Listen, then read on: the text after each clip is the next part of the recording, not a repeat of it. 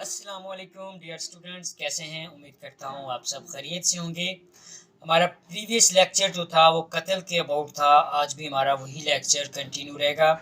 हमने last lecture के अंदर कत्ल के मीनिंग, डेफिनेशन और इसके काइंड्स के बारे में बात की थी। अब हम उन काइंड्स को आगे फर्दर लेकर चलेंगे। दो काइंड्स को हमने डिस्कस कर लिया था, मज़ीद जो दो काइंड्स हैं उनको हम आज के लेक्चर में डिस्कस करेंगे। कल्चर की मीनिंग को हमने पढ़ लिया है, डेफिनेशन भी हो गई थी। उसके बाद कत्ल की काइंड्स जो हैं वो चार हैं: कत्ल अम्द, कत्ल शिबह अम्द, कत्ल ख़ता और कत्ल बिसबब। ये चार काइंड्स हैं जिनमें से दो हम पढ़ चुके हैं। अब हम तीसरी काइंड की तरफ आते हैं। तीसरी काइंड है कत्ल ख़ता। Whoever without any intention to cause the death of or cause harm to a person, cause death of such person either by mistake of act or by mistake of fact is said to commit कत्ल खता। ठीक है कि कोई शख्स without any intention to cause death, किसी को मारने की नीयत के बगैर या किसी को नुकसान पहुंचाने की नीयत के बगैर अगर कोई एक्शन करता है और उस एक्ट की वजह से बाय मिस्टेक ऑफ एक्ट और बाय मिस्टेक ऑफ फैक्ट किसी शख्स की जान चली जाती है, तो इसको हम कत्ल ख़ता कहते हैं।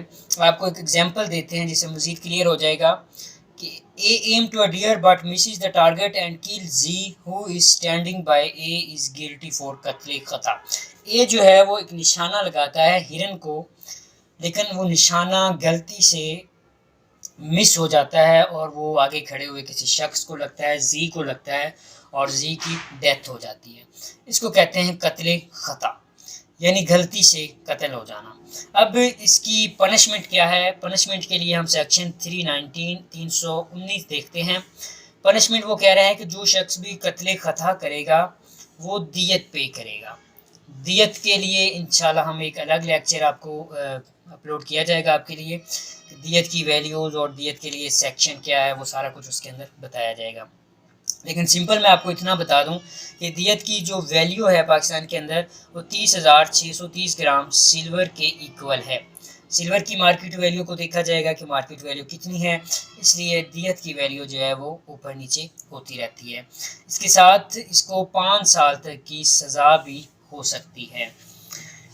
अब अगर हम नेक्स्ट आए लास्ट काइंड के ऊपर, तो लास्ट काइंड इसकी है कत्ल बिसबब।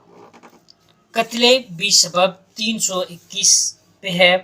हुअर without any intention to cause death of, कोई भी किसी को मारने की नीयत के बगैर, और काज हार्म एनी पर्सन, और ना ही किसी को नुकसान पहुंचाने की नीयत से, does any unlawful act which become causes for the death of another person. यानी आपकी नीयत किसी को मारना नहीं है, किसी को नुकसान पहुंचाना नहीं है, किसी को चोट पहुंचाना नहीं है, लेकिन आप जो एक्ट कर रहे हैं वो एक्ट अनलॉफुल है।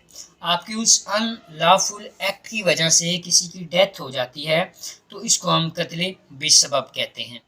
कत्ल बिसबब की एग्जांपल हम यूँ लेते हैं कि आपने एक गड्ढा खोदा है। आपका मकसद किसी को मारना या नुकसान पहुंचाना नहीं है। आपने इलीगल एक गड्ढा खोदा है और उसके अंदर गिर के किसी बच्चे की डेथ हो जाती है, तो कत्ल बिसबब कंसीडर किया जाएगा।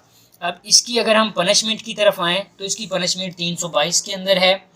इसकी पनिशमेंट है हुअर कमिट कत्ल बिसबब शैल बी लायबल टू दियत। इसकी पनिशमेंट भी दियत है। दियत की वैल्यू जो है वो 30,630 ग्राम सिल्वर है। उसके अकॉर्डिंग आपको दियत जो है वो पे करनी होती है। तो हमारा कत्ल का जो टॉपिक है ये कंप्लीट हुआ। इंशाल्लाह मिलते हैं दोबारा एक नए टॉपिक के साथ। अपना ख्याल रखिएगा। अल्लाह हाफिज़।